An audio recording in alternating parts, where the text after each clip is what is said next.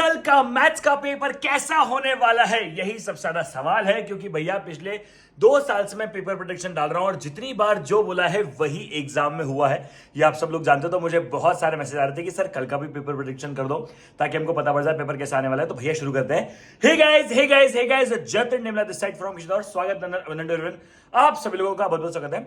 देखो भैया, अब यहाँ पे मैं हमेशा पहले आप लोगों को बैकग्राउंड बता देता हूँ, ठीक है। हमेशा अगर आप देखोगे तो मई और जून का जो पेपर होता था, जब साल में 2 बार एग्जाम आते थे, तो मई और जून का पेपर कंपैरेटिवली डिफिकल्ट आता था और दिसंबर का पेपर कंपैरेटिवली इजी आता था। करेक्ट, ये हिस्ट्री था। लेकिन अभी आपको पता है कि पेपर 3 बार हो चुका है साल में, यानी पेपर की एक तरीके से साइकिल ही चेंज हो गई है। तो हो सकता है कि प्रेडिक्शन में गलती हो सकती है, लेकिन इफ आई सेड सर कल का पेपर कैसा आने वाला है, तो भैया कल का पेपर थोड़ा सा हो सकता है कि हल्का सा ट्रिकी हो जाए।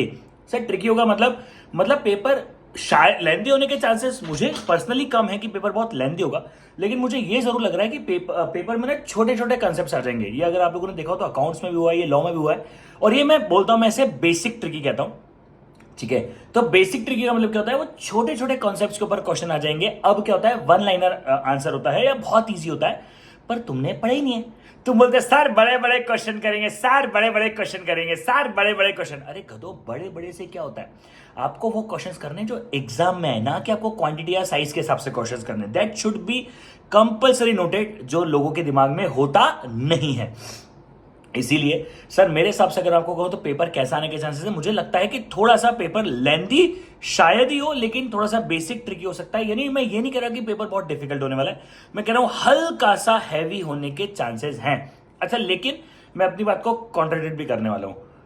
कुछ बच्चों ने कहा कि सर अकाउंट्स का थोड़ा सा भारी था, थोड़ा सा लॉ का थोड़ा सा भारी था। तो हो सकता है अकाउंट्स और लॉ का अगर थोड़ा भारी आ गया हो तो मैथ्स का थोड़ा सा इजी आ जाएगा। क्योंकि देखो, इकोनॉमिक्स में डिफिकल्ट बनाने जैसा कुछ नहीं होता, बट इकोनॉमिक्स की बात इकोनॉमिक्स के प्रोटेक्शन में करेंगे, मैथ्स पे स्टिक करते हैं।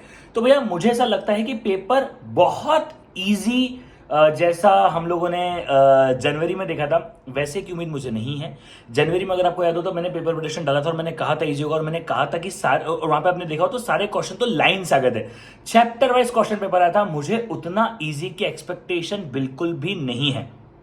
अब इंपॉर्टेंट बात समझो, सर पेपर डिफिकल्ट आने वाला है, मतलब मैं ये नहीं कह रहा, पहली बात। दूसरी बात, मैं आपको एक बात बताऊं, पेपर कितना ही डिफिकल्ट आ जाए, वैसे इजी आ जाए तो भगवान करे, पर 2-3 मिनट सुनना मेरी बात को। पेपर कितना ही डिफिकल्ट आ जाए, एक बात हमेशा ध्यान रखना, कभी भी, मार्क माय वर्ड्स, कभी भी ऐसा नहीं हो सकता कि आपको आपके 60 मार्क्स ना मिल जाए। अब 50-20 10-20 स्ट्रेटेजी क्या होती है वो मैं सुबह डिस्कस करूंगा, अभी उसके ऊपर डिस्कशन नहीं कर रहा। लेकिन कभी पेपर इतना डिफिकल्ट नहीं हो सकता कि आपके 60 मार्क्स ना जाए। नहीं, इतना तो मिनिममली मिल जाएगा कि आपको 60 मार्क आप आराम से स्कोर कर पाओगे, इसमें कोई डाउट ही नहीं है। एटलीस्ट मुझे बिल्कुल नहीं है, and I am very very very sure of it, ठीक है। पहली बात। नेक्स्ट बात जो और इंपॉर्टेंट बात है, जो आप लोगों को समझनी चाहिए है गाइस, एक बात कहूं, पेपर को ना हमेशा शांति के साथ खोलो, हमेशा रिलैक्सेशन के साथ खोलो, पेपर को अच्छे से पढ़ो, ठीक है। अब आप सब लोगों को पता है, मतलब ध्यान से पढ़ना। मैं आपको एक बात बताऊं, जब भी पेपर बेसिक ट्रिकी होता है, 2 गलतियां इंसान को भारी पड़ती है। जल्दबाजी, अरे जल्दी करेंगे, टाइम कम है। सुनो बेटा, ये गलती, ये बेवकूफी जिंदगी में कभी भी मत करना।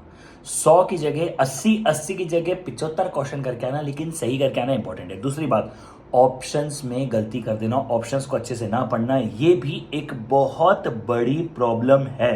सो मैं कहूंगा ये 2 गलतियां मत करना। पेपर कैसा भी आ जाए आप फोड़ दोगे। लास्टली, बहुत सारे बच्चों को लगता है सर मैं क्वेश्चन पेपर शुरू से नहीं आखिरी में से सॉल्व करूंगा।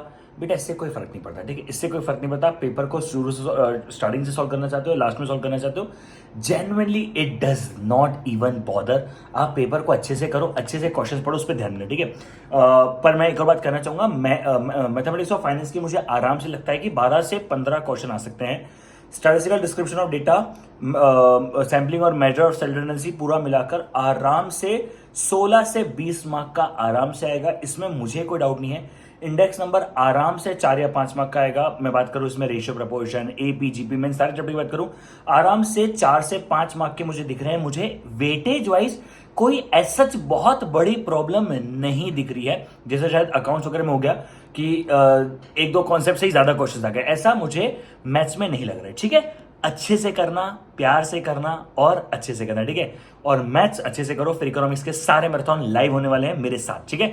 चलिए आज लेता रखता है, think that's all, thank you so much, bye bye, take care guys, मिलते हैं, चलो bye bye guys, bye bye bye.